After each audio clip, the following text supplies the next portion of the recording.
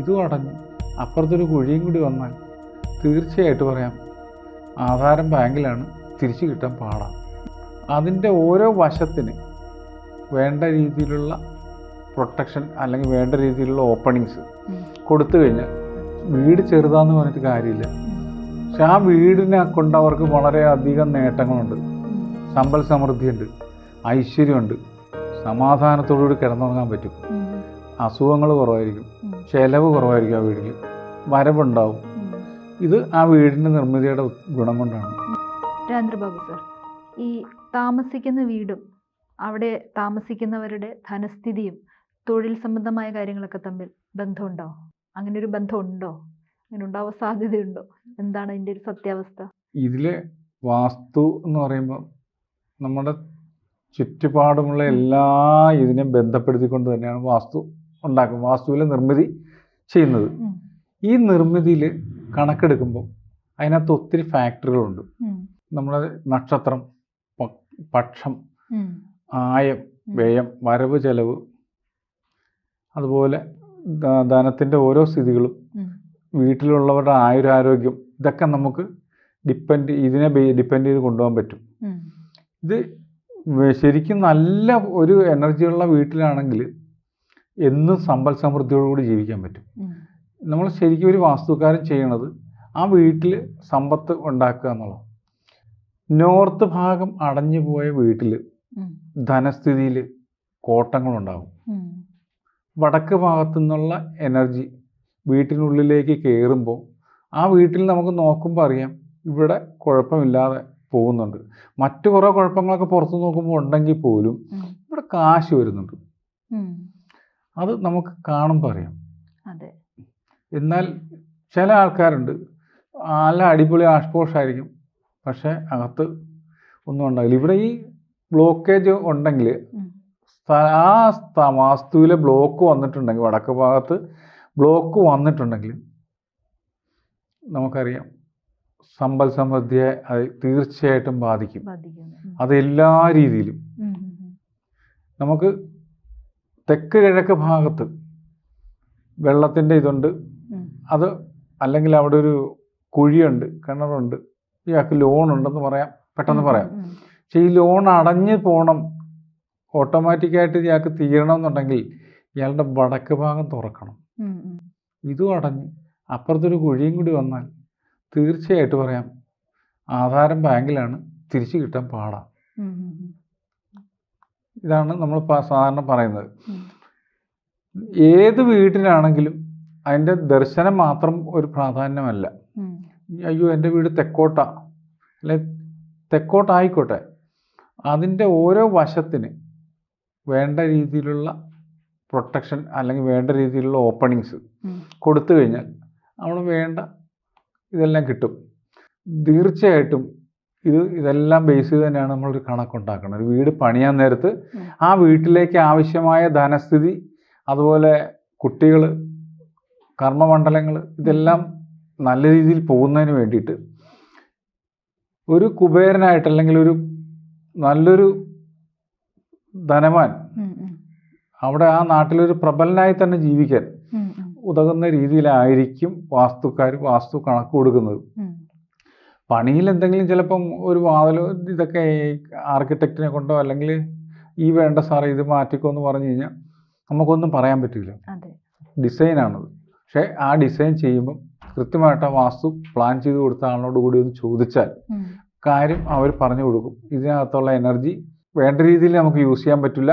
ഇത് നമ്മുടെ തലമുറകളോളം നമുക്ക് ദോഷങ്ങളും കടങ്ങളും ദുരിതങ്ങളും ബുദ്ധിമുട്ടുകളും ഉണ്ടാക്കും. ധനസ്ഥിതി ഏറ്റവും കണ്ടുപിടിക്കാൻ പറ്റിയതും ഓരോ വാതിലുകൾ നോക്കി നമുക്ക് പറയാം. അതുപോലെ ഇപ്പം സാർ പറഞ്ഞതനുസരിച്ച് ചില വീടുകൾ ചെറിയ വീടുകളായിരിക്കും, എന്നാൽ ഒരു നല്ല ആഡംബരപൂർണമായ ഒരു വീട്ടിൽ താമസിക്കുന്നതിനേക്കാൾ കൂടുതൽ സമാധാനവും സന്തോഷവും ഒരു ദിവസം തന്നെ അതിനകത്ത് താമസിച്ചു കഴിഞ്ഞാൽ നമുക്ക് ഫീൽ ചെയ്യും. അതിപ്പോൾ ഇതുപോലുള്ള കണക്കുകൾ കാരണമായിരിക്കുമോ? ആയിരിക്കും. ആ വീട്ടിൽ കണക്ക് കൃത്യമായിരിക്കും. വീട് ചെറുതാന്ന് പറഞ്ഞിട്ട് കാര്യമില്ല. പക്ഷെ ആ വീടിനെ കൊണ്ട് അവർക്ക് വളരെയധികം നേട്ടങ്ങളുണ്ട്, സമ്പൽ സമൃദ്ധിയുണ്ട്, ഐശ്വര്യമുണ്ട്, സമാധാനത്തോടുകൂടി കിടന്നുറങ്ങാൻ പറ്റും, അസുഖങ്ങൾ കുറവായിരിക്കും, ചെലവ് കുറവായിരിക്കും, ആ വീട്ടിൽ വരവുണ്ടാവും. ഇത് ആ വീടിൻ്റെ നിർമ്മിതിയുടെ ഗുണം കൊണ്ടാണ്. അത് ഉത്തമനായ ഒരു പഴയ കാലത്തെ സ്ഥപതി അല്ലെങ്കിൽ ആരെങ്കിലും ചെയ്തു കൊടുത്ത വീടായിരിക്കും. അതിനകത്ത് അവർ കൂടുതൽ കയ്യിൽ നിന്ന് ഇട്ടൊരു ആൾട്ടറേഷനോ ഒന്നും ചെയ്തിട്ടുണ്ടാവില്ല. അതുകൊണ്ടാണ് ആ വീട്ടിലേക്ക് നമുക്ക് ചെന്നാലും ഒരു പോസിറ്റിവിറ്റി കിട്ടും. അതെ, ചില വീടുകൾ അങ്ങനെ നമുക്ക് ഫീൽ ചെയ്യാറുണ്ട്. നല്ല ഒരു ദിവസം എങ്കിലും താമസിച്ചു കഴിഞ്ഞിട്ടുണ്ടെങ്കിൽ നമുക്ക് വല്ലാത്തൊരു നമുക്കൊരു എനർജി ഫീൽ ചെയ്യും. നല്ല കാം ആൻഡ് ക്വയറ്റ്. അത് എത്ര ചെറുതാണെങ്കിലും, ചിലപ്പോൾ വലുതാണെങ്കിൽ വലിയ വീടുകളിലൊക്കെ ഉണ്ട്, പക്ഷെ ചെറിയ വീട്ടിലാണെങ്കിൽ പോലും ഇത് നമുക്ക് ഫീൽ ചെയ്യും. അവിടെ വെച്ച് നമ്മളൊരു ഭക്ഷണമൊക്കെ കഴിച്ച് കഴിയുമ്പോൾ ഭക്ഷണത്തിന് കഴിക്കുമ്പോഴും നമുക്കൊരു സംതൃപ്തി ഉണ്ടാവും. ഇതെല്ലാം ആ വീട്ടിലെ നിർമ്മിതിയുടെ പോസിറ്റിവിറ്റി. ആ വീട് പണിത കാലത്ത് അയാള് മര്യാദയ്ക്ക് അതെല്ലാം കണക്കുകൂട്ടി ചെയ്തുകൊണ്ടാണ്. അതെ, അതുപോലെ വീട്ടിൽ വെക്കുന്ന ചില ചെടികൾ, ഇപ്പോൾ ബോൺസായി പോലുള്ള ചെടികൾ, അത് വീടിന്റെ ഉള്ളിൽ വെക്കരുതെന്ന് ഇങ്ങനെ ഒരു വിഭാഗം ആളുകൾ പറയുന്നത് കേട്ടിട്ടുണ്ട്. നമ്മുടെ വളർച്ചയെ മുരടിപ്പിക്കും എന്നാണ് പറയുന്നത്. ഇത് ഒരു പരിധിവരെ ഞങ്ങൾ സപ്പോർട്ട് ചെയ്യാറില്ല. ബോൺസായി വെക്കുന്നത് അത് വീടിന്റെ ഉള്ളിലാണോ അതോ പുറത്താണോ? പുറത്ത് വെക്കാം. വീടിന്റെ ഉള്ളിൽ ബോൺസായി ചെടികളൊന്നും ഉപയോഗിക്കരുത്.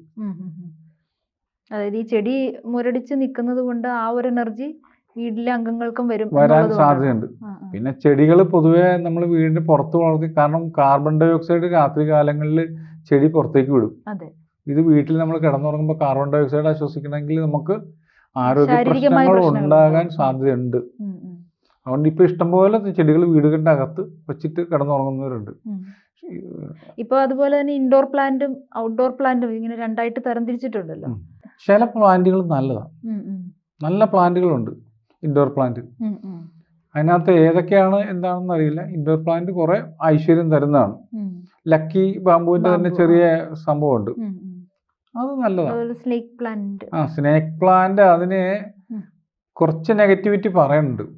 അത് വീടിന്റെ പുറത്ത് സൈഡിൽ വെക്കാന്നുള്ള. ഈ കാർബൺ ഡൈ ഓക്സൈഡ് ആണ് മെയിൻ പ്രശ്നം.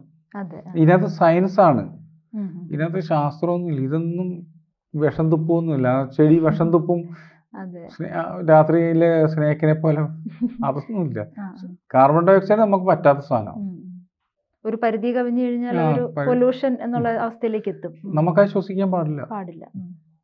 അപ്പോൾ ഇതുപോലെ മുമ്പ് പറഞ്ഞതുപോലെ തൊഴിൽ അല്ലെങ്കിൽ സമ്പത്ത്, ഇതൊക്കെ നമുക്ക് കൂടുതലായിട്ട് ഉണ്ടാവണമെങ്കിൽ, ഇപ്പോൾ ഒരു വീട്ടിൽ അത് കുറവാണ് അല്ലെങ്കിൽ അവർക്കതൊരു ബുദ്ധിമുട്ടാണ് എങ്കിൽ നമുക്കത് എൻഹാൻസ് ചെയ്ത്, അതായത് നമുക്ക് അവരെ അതിൽ കുറച്ച് കൂടുതലാക്കി എടുക്കാൻ പറ്റുമോ? തീർച്ചയായിട്ടും എടുക്കാം. കാരണം ആദ്യം തന്നെ അവരുടെ കന്നിമൂലയും അഗ്നികോണും നോക്കും. ഇവർക്ക് തൊഴിലിലും വരുമാനത്തിലും എഫക്റ്റ് വന്നിട്ടുണ്ടെങ്കിൽ ഇവിടെ എവിടെയെങ്കിലും പ്രശ്നങ്ങളുണ്ടോ, മൂലകൾ കട്ടായിട്ടുണ്ടോ, മൂലകളിൽ എന്തെങ്കിലും ഉപനിർമ്മിതികളോ അതല്ലെങ്കിൽ എന്തെങ്കിലും സാധനങ്ങളുണ്ടോ. ശരിക്കും പറഞ്ഞാൽ ആ വീട്ടിൽ നിന്നൊരു അഴയെന്ന് പറഞ്ഞൊരു സംഭവമില്ലേ വീടുകളിൽ. നമ്മൾ നോക്കും വീടിന്റെ ഏതെങ്കിലും മൂലയിലെ ഒരു ഹുക്കെന്ന് തൊട്ടടുത്ത മരത്തിലേക്ക് അഴ കെട്ടിയിട്ട് തുണി വിരിക്കുന്ന ഒരു പരിപാടിയുണ്ട്. ഇതുവരെ എഫക്റ്റ് ചെയ്യും. അലക്കുകല്ല് നല്ല രീതിയിൽ എഫക്റ്റ് ചെയ്യും. ഈ വീട്ടിലെ ധനത്തിനെ എഫക്റ്റ് ചെയ്യിക്കുന്ന 3-4 സാധനങ്ങളാണ് അഴ, അലക്കുകല്ല്, പിന്നെ അതിൻ്റെ ചുറ്റുപാടുള്ള ചില ചെറിയ സാധനങ്ങൾ നിർമ്മിച്ച് വെച്ചിട്ടുണ്ടാവും. ഇതെല്ലാം ആ വീട്ടിലെ ധനത്തിനെ, അതല്ലെങ്കിൽ നമ്മുടെ മനസ്സിന്റെ ആ ഒരു ധൈര്യത്തിന് ചോർത്തിക്കളയും. നന്ദി സാർ. ജ്യോതിഷമോ വാസ്തുവോ പൂജയോ നിങ്ങൾക്ക് ആവശ്യമുണ്ടോ? താഴെ കാണുന്ന നമ്പറിൽ വാട്സപ്പ് ചെയ്യൂ. നിങ്ങൾ ചെയ്യേണ്ടത് ഇത്രമാത്രം: താഴെ കാണുന്ന നമ്പർ നിങ്ങളുടെ മൊബൈലിൽ സേവ് ചെയ്യൂ. അതിനുശേഷം ഞങ്ങളുടെ നമ്പറിലേക്ക് വാട്സപ്പിലേക്ക് ഹായ് അയക്കൂ. ജ്യോതിഷ സംബന്ധമായ എല്ലാ ആവശ്യങ്ങൾക്കും ABC മലയാളം നിങ്ങളോടൊപ്പമുണ്ട്. സമ്പൂർണ്ണ ജാതകം, സാധാരണ ജാതകമല്ല, സമ്പൂർണ്ണ ജാതകം. 75 പേജുകളടങ്ങിയ സമ്പൂർണ്ണ ജാതകം 250 രൂപയ്ക്ക് നിങ്ങളുടെ കൈകളിലേക്ക്. അതിനായി നിങ്ങൾ ചെയ്യേണ്ടത് ഇത്രമാത്രം: താഴെ കാണുന്ന നമ്പറിൽ ബന്ധപ്പെടുക. ജ്യോതിഷവുമായി ബന്ധപ്പെട്ട എല്ലാ വിശേഷങ്ങളും നിങ്ങളിലേക്കെത്താൻ ABC ജ്യോതിഷം സബ്സ്ക്രൈബ് ചെയ്യുക.